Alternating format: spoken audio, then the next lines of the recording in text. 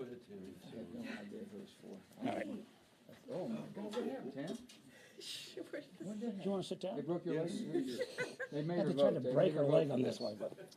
Well, good afternoon, everyone. I appreciate you coming. And I know we're going to be joined by a couple of our additional colleagues as well. I think we all know that over the past several years, foreign technology products from adversarial nations, and when I say adversarial nations, I'm specifically citing China, Russia, North Korea, Iran, Cuba, and Venezuela, have really tried to establish a foothold in American markets.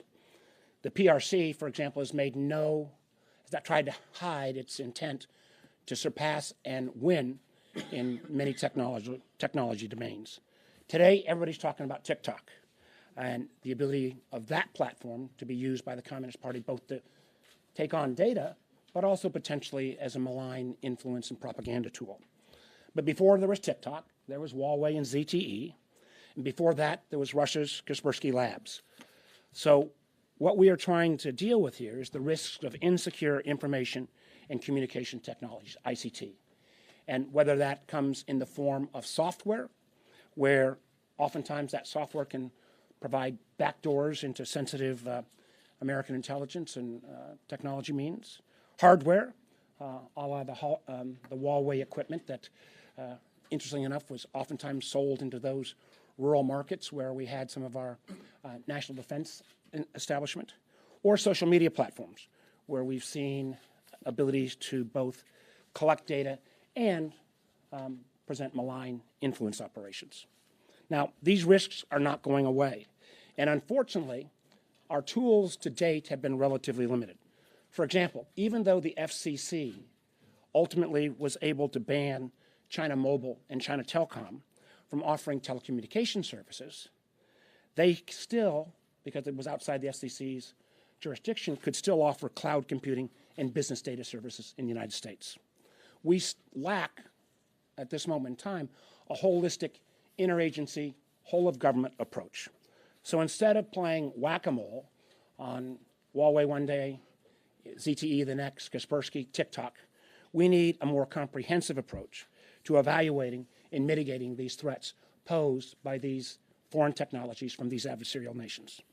With that in mind, I'm proud to stand here with some of our co-sponsors on the Restrict Act, which will give the President, and more specifically the Secretary of Commerce, new authorities to mitigate the threats posed by technology products from adversarial nations.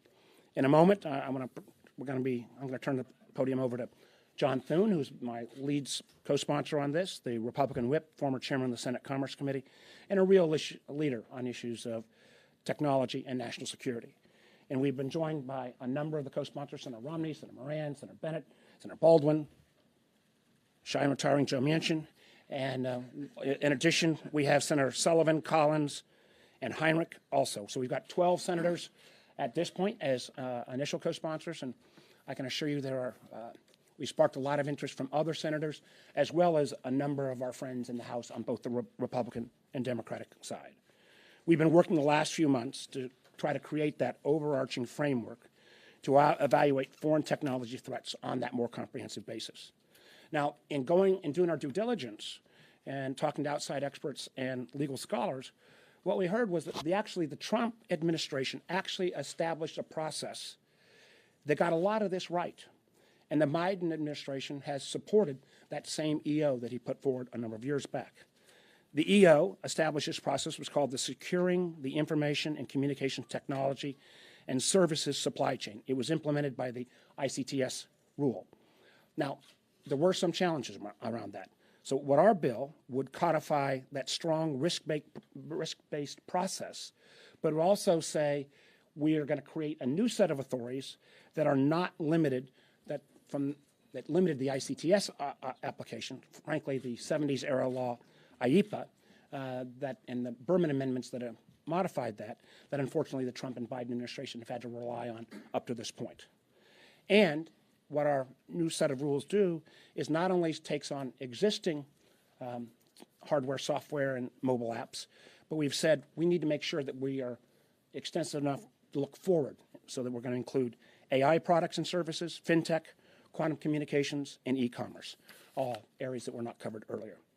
The Restrict Act would give the Secretary of Commerce the authority and the responsibility to identify and counter threats from foreign technology products and services in the U.S., a series of mitigation tools given to the Secretary up to and including the opportunity to ban. It's genuinely risk-based, and it is a rule-bound process rather than the current ad hoc process. It's also Intel-informed. We've made sure we've involved the FCC, the ODNI, DOD, and one of the things that I think is particularly important, particularly as we try to make the case, and remember when we tried to make the case around Huawei, we've got to have our intelligence community be forward-leaning at being willing to declassify the information about why some of these technologies, foreign-based technologies, pose national security risks. So we're not just asking the public to trust us. Consequently, in developing this legislation, we have worked with the Commerce Department, the Justice Department, ODNI, Treasury, National Security Council, and I think you'll shortly be seeing a statement from the White House. Truth is, with 100 million Americans daily on TikTok on an average of 90 minutes a day, this is an issue. I imagine most of you would like your networks to get 90 minutes a day from 100 million Americans. We've got to make sure that we take care of that national security-based concern. The Restrict Act is more than about TikTok. It will give us that comprehensive approach. I do, as I turn over to Senator Thune, and then we're going to ask our colleagues in the order that are on the sheet here. When we get to the question period, we're going to be pretty ruthless about making sure we stick to this topic. If you've got other topics we can come back to afterwards. With that, let me turn it over to my co-sponsor and lead, Senator John Thune. John? Thanks, Mark. Well, I'm grateful for the opportunity to work on this legislation and to partner with Senator Warner. A number of our colleagues are, as he said, our team's staffs have worked closely together over the past several weeks refining this legislation. It is widely acknowledged that TikTok's a threat to our national security, which is why Congress took steps last year to ban the platform on government devices. And before TikTok, as Mark pointed out, Congress had to take steps to remove Huawei, ZTE, and ZTE from our telecommunications networks. In my view, we do need an approach that does away with this whack-a-mole with this particular technology and with adversarial nations, and come up with a more systemic process in which to examine these risks and to act on them.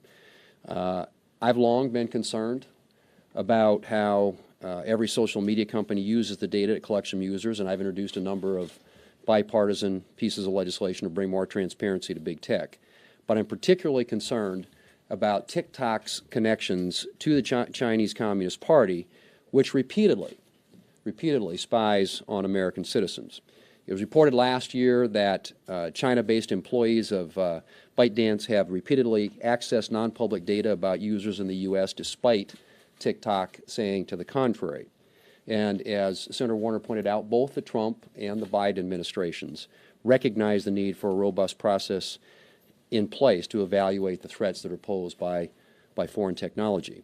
This legislation builds on those efforts by establishing a comprehensive process within the Department of Commerce to mitigate, and which ultimately could lead, I would add, to banning platforms like TikTok.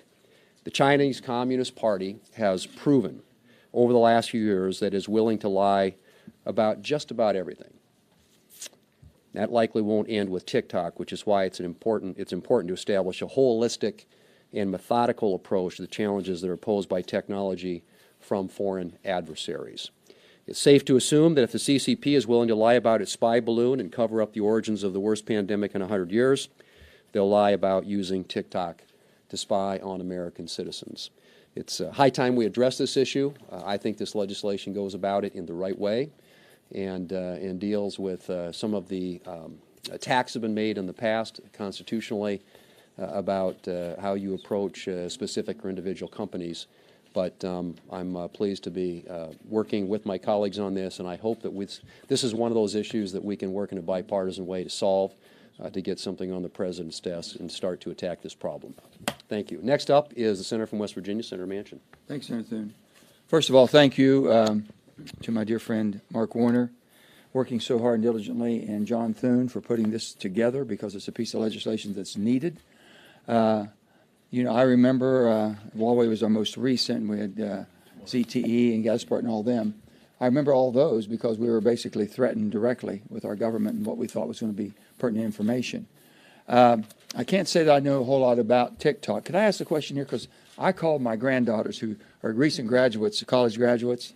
But if I could ask, just show of hands maybe, how many of y'all use TikTok? Come on. Come on. Come. Okay, let's just say this. We asked for your advice. So I called my granddaughters and I said, tell me about this TikTok. Oh, they said, we use it all the time. They said, oh, yeah, all of our friends, all of our young friends. Now, these are 22 to 25-year-olds. And they said, oh, yeah, that's what I said. And I said, well, we have a concern. They said, oh, please, you know, be careful what you do here, because it's something how we communicate and we all enjoy it. So it's something very, very popular, as Senator Warner said, 100 million people, okay? And mostly a younger generation, I would assume. So I said, let me ask you this. The information that you're basically putting on there, which the younger age groups, you all want to seem to tell everything, so everybody in the world knows what you're doing, when you're doing it, and how you're doing it. And I said, with that, that's fine. That's the way you communicate. I said, but how about if people use that and later on it comes back to bite you pretty bad? Through artificial intelligence. They know exactly. They're basically saying that, have your picture with my granddaughters, and have your picture and your name associated with it, and have you saying things you've never said, because they know who you are and they know what you basically attain to and what's your favorite for you and what your normalities may be. I said, would you be concerned then? They said, oh yeah. And they said, well, can't you find an American platform? And I said, well, that's what we're looking for. We've got countries, and the 4 countries I'll identify that we know don't have our values. China, most importantly, Russia, Iran, North Korea. They're not going to have our best interest at heart, and they're going to use basically any information they receive in the most detrimental way possible. And it'll come back sooner or later to bite us. That's what we were concerned about. So the 3 that we basically have gone over and gone after and banned, this is one that's probably as serious, if not more serious, than the 3, because of the amount of people that are using it. So I applaud again my colleagues and Senator Warner and Senator Thune for leading this, to bring this to a head so we know. But also we have to realize there's an awful lot of people that are using it, enjoy it, and would be looking for something that will replace it in a much safer manner. So with all that, I applaud. I look forward to the next chapter of whatever we work on, but it'll be something that we can make much safer than what this is. Thank you.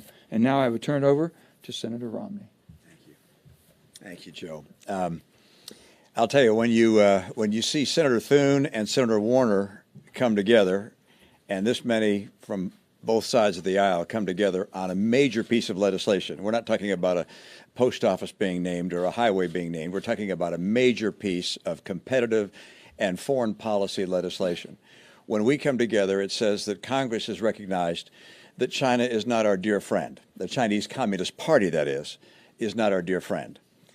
And any question about what China intends to do and what authoritarians tend to do is able to be seen by their treatment of the people in Hong Kong, the Uyghur people within China.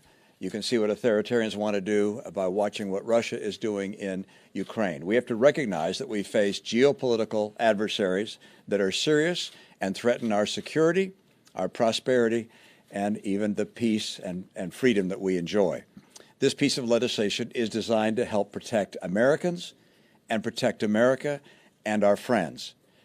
There are a lot of us that are concerned about privacy. And we say, gosh, we don't want the government to know everything we're doing. We want to protect our personal privacy. Well, one thing a lot worse than having our government infringe on our privacy is having the Chinese Communist Party infringe on our privacy and be able to track us and follow us. And whether it's with social media or other technologies, communication technologies, or the hardware that they devise over the coming years, we have to make sure that we have the resources in place and the authorities in place to stop those things before they endanger us. I'm really proud to support this legislation and join my colleagues on both sides of the aisle to do something which is necessary, overdue, and critical to get passed as soon as possible. With that, Senator Bennett. Thank you, Senator Romney. Thank you, everybody. It's good to be here with you. I think the bipartisan leadership that's up here today demonstrates that a Washington consensus that's been here for about 50 years has now come to an end. And the idea that we're in the face of China pursuing a China-first strategy at the detriment of everything else that we might hold dear is over, and that we're not going to allow them simply to pursue their strategy and allow us to be collateral damage. We've watched too long as they've stolen our IP, as they've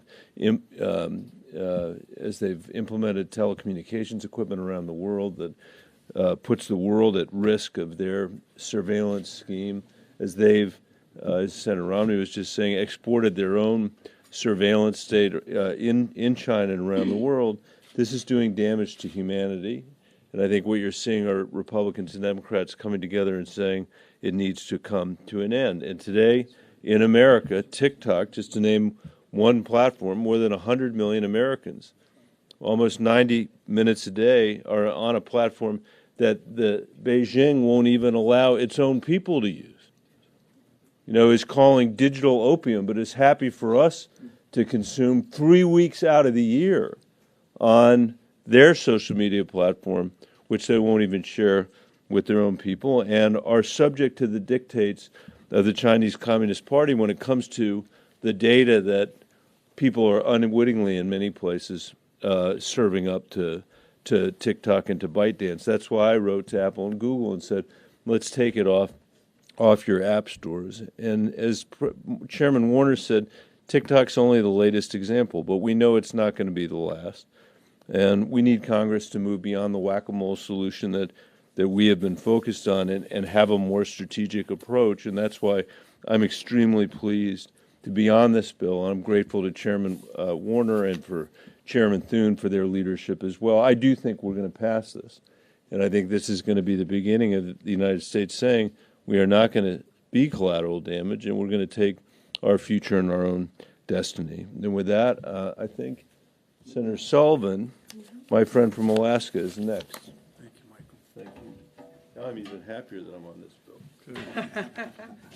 Well, I want to thank Senator Warner, Senator Thune, particularly Senator Warner. I mean, if you look at his background, both his private sector experience in technology and chairman of the Intel Committee, this is an individual who really knows the threat that we're facing, and I think it's great to be here with him. And this bipartisan group of senators, I think, really cements what I've been saying for quite a long time. Yeah, there's a lot of dissension and partisanship here. One area where there's very little partisanship is the recognition in a bipartisan way on the serious nature of the Chinese Communist Party threat.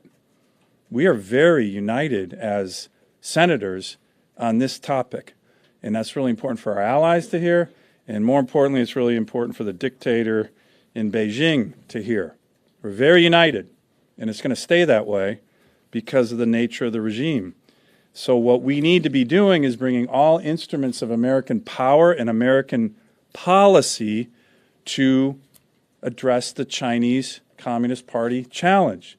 That's military, that's energy, that's technology, that's our private sector, that's our commitment to liberty and democracy. By the way, one of their biggest vulnerabilities is Xi Jinping fears his own people, right? That's why they don't allow TikTok to be seen in China. So I think this is a really important bill that fits one of the elements of our strategy on the tech side, particularly what they're doing to our citizens. Let me just give you one example. This might be a crazy notion, and if it is, you can dismiss it. But I'm a little curious. We have this big project. Some of you might hear that it's called the Willow Project in Alaska. It's a big energy project. We're trying to get it approved at the very high levels of the Biden administration. One of the things the Chinese fear more than anything in terms of our power is American energy. You read the reporting, Xi Jinping is scared to death of American energy dominance. TikTok in the last week has had over 300 million views relating to stopping this project. whoa, okay, maybe that's the good work of some of the lower 48 environmental groups, but maybe that's the Chinese Communist Party trying to influence young Americans on an issue that, in my view, is really, really important for our country and will strengthen our country. Something you might want to look into. I'm very curious about it myself. But the nature of this regime, the Chinese Communist Party regime, as Senator Thune said, is to lie. And we need to be aware of that. And this legislation really, really, I think, is an important bipartisan step to addressing a huge challenge that we face with regard to China right now. And now I want to call on Senator Baldwin. Well, good afternoon, and to my colleagues, it is absolutely great to be up here with such a strong bipartisan group. We know that technology is changing rapidly, and Americans are increasingly using it to share our lives, promote our businesses, to stay connected. And every member up here uses technology to better connect with our constituents and serve the people we represent in our home states.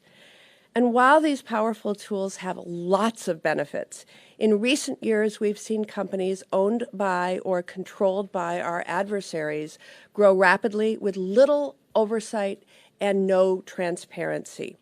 Of course, a recent example is ByteDance, the Chinese technology company that owns TikTok. But the scope of this problem is far wider than one single company. While many of these technologies and platforms are popular, especially with our young people, we also know these products have the potential to endanger American users and threaten our entire national security. When it comes to platforms and products owned by foreign adversaries like the CCP, there is next to no transparency for users about where their data is being stored and what the information is being used for. That's why I'm proud to join my Democratic and Republican colleagues to introduce the Restrict Act to help our government protect Americans' data from foreign adversaries and to keep our country safe. This bipartisan legislation will empower us to respond to our changing media environment, giving the United States the tools that it needs to assess the threat of foreign-owned technology and, where appropriate, to take steps to restrict access.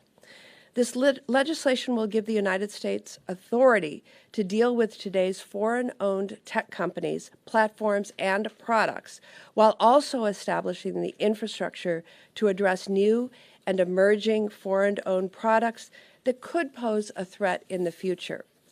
Social media and technology, when used responsibly, they are powerful tools that can connect users, help folks start or grow their small businesses, and broaden horizons. But this is not always the case, and it's our job to ensure reasonable guardrails are in place to protect public safety, especially when it comes to foreign-owned entities that could weaponize Americans' data. What do I mean by weaponizing Americans' data? Through surveillance, identity theft, intellectual property theft, to name just a few examples. This legislation takes that common sense step forward to protect Wisconsinites and Americans online from social media and tech giants owned by foreign adversaries. And with that, I want to welcome to the microphone Senator Moran. Tammy, thank you. Well, I'm pleased to be here in support of the Restrict Act. I thank my current chairman, Senator Warner, on the Intelligence Committee, and my former chairman on the Commerce Committee for their leadership in putting this legislation together and to bringing a group of serious senators to the table to see that we accomplish something. I'm hoping that this is the moment in which we do something in the United States Senate besides spending days, months, almost years doing confirmations. I'm more concerned about the future of our country now than I've ever been. That in part is because we need to pull together as a nation to defeat the adversarial forces that are about to create difficulties, challenges, and in fact the existential future of our country. We face tremendous challenges in this world, and it used to be that if we worried and took care of our military stance, that was sufficient. Today, it's important, but it's not sufficient. And our economy and certainly our access to our privacy, to our information becomes critical in this world we live in. Foreign adversary infiltration into our information and communication systems are a serious and growing challenge. These threats are not new, and they're not going away. The Department of Commerce needs the tools to review, to prevent, to mitigate, and really to prevent harmful products and services from continuing into tomorrow. Personal data and conversations must be out of the reach of the influence of the Chinese Communist Party. And I would say that I would welcome any of my colleagues behind me and my other colleagues in the United States Senate to rejoin our efforts that started a number of years ago to pass a comprehensive data privacy piece of legislation in a bipartisan way. This bill is a component of that privacy and an component of our national security, but we still desperately need to take on this issue in a broader way. And while we've come close, we have fallen short. The issue hasn't disappeared, and we need to pass serious and appropriate data privacy legislation in addition to the Restrict Act. Again, I thank my colleagues for the chance to join them and to be supportive, and I look forward to seeing this bill across the finish line. Thank you, Jerry. 2 quick points, and then I'll start to take questions. We're going to restrict questions to this topic, and if anybody's got to sign off, I get it. One, and this was a point that Senator Romney made, but it really is important to repeat. Our beef here is with the Communist Party of China. It is not with the Chinese people. It is not with the Chinese diaspora. It is sure as heck not with Chinese Americans. And failure to make that point, frankly, plays into the propaganda agenda that oftentimes you see on WeChat and other Chinese-based apps. Second, those of us on the Intel Committee tomorrow are going to have the leadership of the intelligence community before us. And one of the things I think you're going to hear is that the traditional definition of national security, who's got the most tanks, guns, planes, and ships, which clearly is still critically important as we see the battle between Ukraine and Russia play out.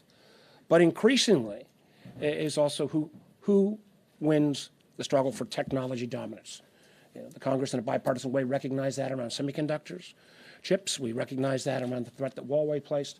And this broad-based, rules-based approach, I think, will give us the tool, again, focused on those 6 nations that by law have been determined adversarial to take on these technology tools. So, Senator, just a 2-part question for you. I take it you think a bunch of bills that we're seeing come forward that are just straight bans, or they seek to empower the president to ban this app, won't pass court muster, and then just separately for any of you, so many of you, Senator Manchin, you especially, just you've talked about how many people use this app. So just practically, how do you put the genie back in the bottle? let me do 2 or 3 quick things. One, nothing in this bill, if passed, would authorize any government action going after any individual user. Let me be clear on that. There are ways, and again, Senator Bennett had suggested you could limit the sale on app stores, but if this bill becomes law, there's nobody individually is going to be held accountable. Secondly, one of the things, again, that Senator Thune emphasized, we want to make sure that we didn't invite other countries retaliating against the United States. So the idea of having a rules-based process that identifies types of technologies, we think will stand up better in court muster. And let me acknowledge as well that when we're talking about social media-based apps, whether they are foreign or domestic, there's a higher level of scrutiny.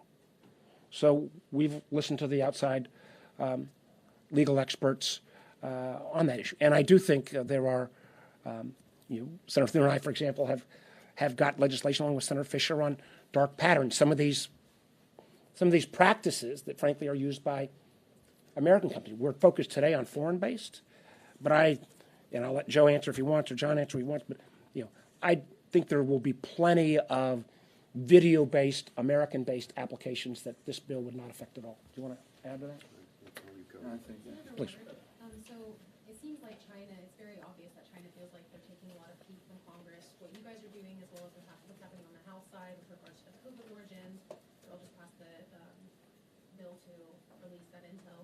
So China's foreign minister just said that if the U.S. doesn't hit the brake and it continues to speed down the wrong path, no amount of guardrails will prevent derailing and will surely be conflicts and confrontations. Do any of you have a reaction to this? I'll let again my colleagues talk about that. I'll just point out this. $500 billion a year of intellectual property theft. For years, use of entities called the Confucius Institutes at many universities that were used to prey upon Chinese exchange students. In the case of TikTok, constant examples, even with the statements of TikTok that somehow Chinese engineers are not getting access to that American data, they are. And we have seen an authoritarian regime that literally changed Chinese law in 2016 that requires that any company based in China, their number one responsibility is not to their customers, not to their shareholders, it is to the Communist Party of China. That is a very different system than what we have in this country, for all the flaws of our system. I would just say one thing on this. The foreign minister, if he would just basically evaluate what he's allowing American companies to do in his country and see if it makes common sense that we should do the same and why he should be upset about us taking the actions we're taking. That's all. And again, many of the American platform companies have already been banned in China. And I would also point out just one other thing. This is not a lot of talk about TikTok here. Canada's taken this action. The EU's taken this action. India banned TikTok years ago. Yes, Senator, on TikTok specifically, there is an ongoing security review that the White House and the agencies are doing under CFIUS. Last week there was a hearing in House Foreign Affairs Committee where Democrats in particular suggested any legislation like this should wait until that process has played out. Was that discussion, did you guys have that discussion about CFIUS? And if so, why did you guys? One, I can assure you that I've had some very positive conversations with House Democratic colleagues who I think are very interested in supporting this approach. Two, I think you'll see shortly a statement from the administration embracing this approach. Three, okay, well, it's good timing then. Three, this is, ancillary to CFIUS. CFIUS is still a process. We've got a safe harbor of CFIUS Acts first. But, CFIUS requires a transaction to trigger its tools. It doesn't deal at all with something that an enterprise, a foreign-based technology enterprise that might just enter the market without a transaction. And really quickly, if you Well, we scared them all off already? Okay. my understanding is that this bill will give the president additional authority, maybe get rid of some of the Berman Amendment things, to ban something like TikTok. I don't think it actually requires a ban. No, this gives the Secretary of Commerce a series of tools to mitigate, divest, up to and including banning. Will you guys be disappointed if the administration? Listen, I think and again, I think Senator Manchin made this, and I'm not sure whether his granddaughters are going to be pleased him talking about them in front of y'all, but this is a popular application. I think it's going to be incumbent upon the government, to show its cards in terms of how this is a threat. I mean, I remember for years we would, some of us, my old friend Richard Burr and I, would go around and try to talk to our allies and, frankly, American telecom companies about the challenges Huawei presented. We didn't disclose and declassify enough of the intel, and consequently, we've had with leadership of people like Senator Wicker to go out and have to spend taxpayer dollars to rip and replace that equipment because it was a national security threat, but we weren't forthcoming enough early on. You want to add anything? No, I think that's right. Joe? Chairman Warner, it wasn't just the Chinese foreign minister, it was also China's President Xi Jinping today who said that the U.S. was trying to suppress China. I mean, in the wake of this, the Chinese spy balloon, what you all have learned about TikTok, what's your message to the Chinese president? Well, my message is our economies are inexorably tied, and there are certain areas we're going to have to collaborate. But the idea of China having a win at all costs in terms of technology domination, China's actions in the South China Seas. I just came back from a trip to India where there are Chinese troops massed on the Indian border at a level that's extraordinarily aggressive. Chinese investment in technology domain after technology domain.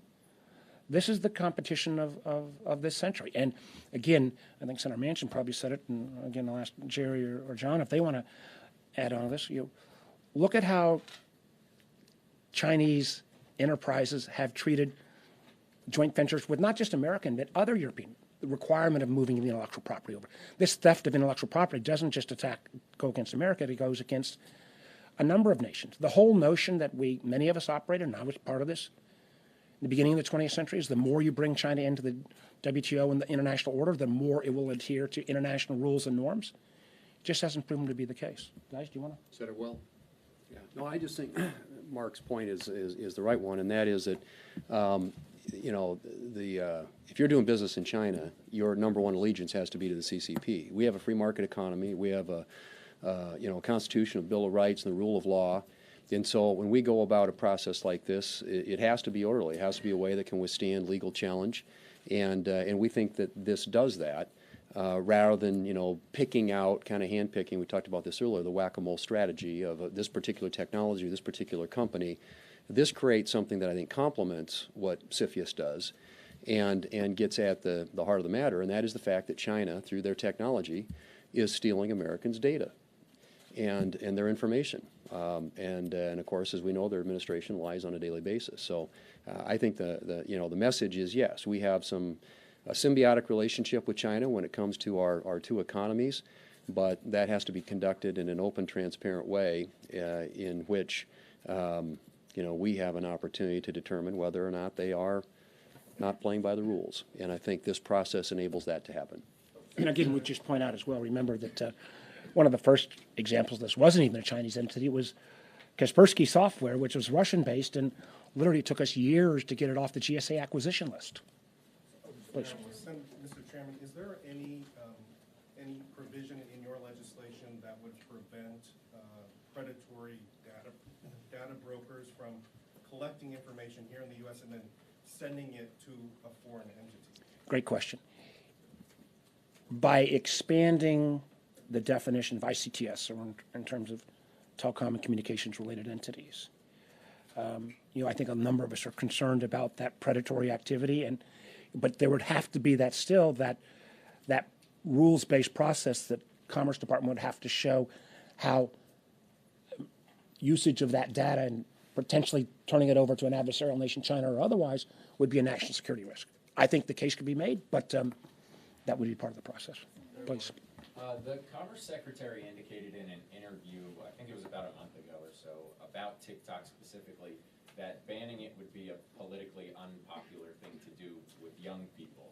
I wonder if you worry at all about any of your colleagues in the Senate or in the House making a political calculation and voting against this type of legislation because young people won't. Politics in the Congress? They won't be happy with it. Is that a legitimate concern? People will have to make their own decision.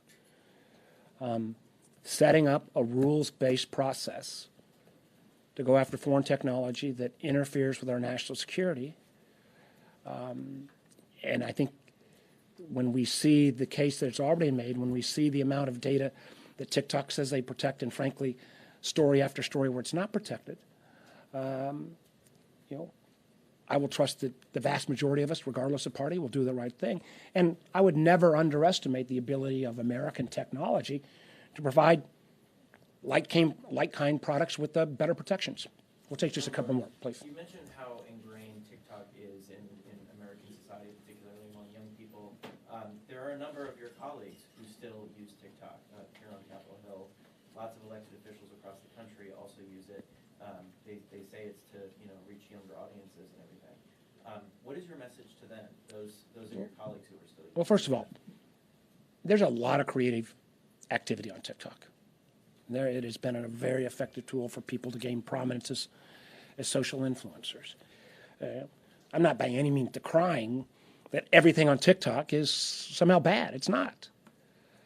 But we've got two challenges that I think is one of the reasons why the CFIUS process has taken so long and why these tools could be useful is you got 100 million Americans, 90 minutes a day, the potential for that American data, combined with things like data brokers, to end up residing someplace in Beijing, and the ability of the CCP to manipulate the kind of videos. I don't know what Senator Sullivan talked about, but if that proves to be the case, I do know that there is not by the name of TikTok, but there is a variation on on TikTok that is shown to Chinese youth and emphasizes science, education, work hard, be a patriot.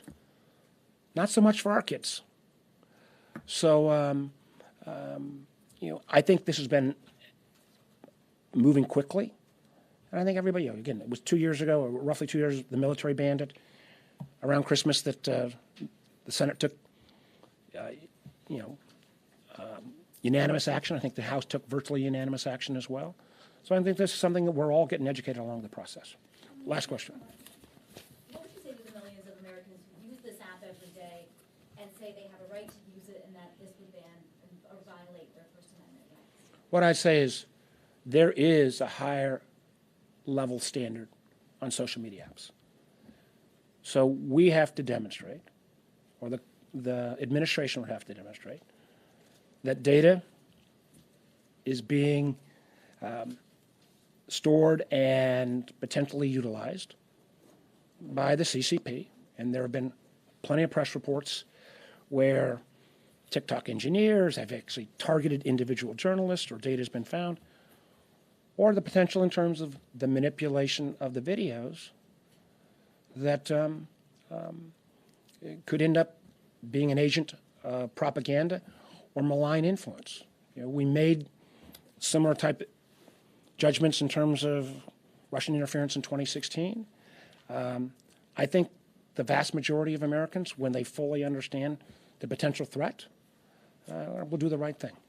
What's the limit here to using national security to shut down any app the government wants?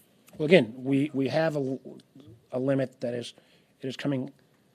Communication technologies coming from 6 designated countries, a rules-based process, a requirement that the IC, as much as possible, without giving up sources and methods, would disclose the reasons why the government would reach a conclusion. So it's not just trust us, it's look at the data. And again, I'll end where I started, which is we've seen this play out with Huawei, with ZTE. We've seen it as we now go into the competition around artificial intelligence and quantum computing, synthetic biology, advanced energy. I absolutely believe that China, with its authoritarian values dominating those technologies, is not in the national security interest of our country, or for that matter, people across the world who don't live in authoritarian regimes. Thank you all very much. I'm sure we'll have more to say later. Time for one more, sir, about the White House.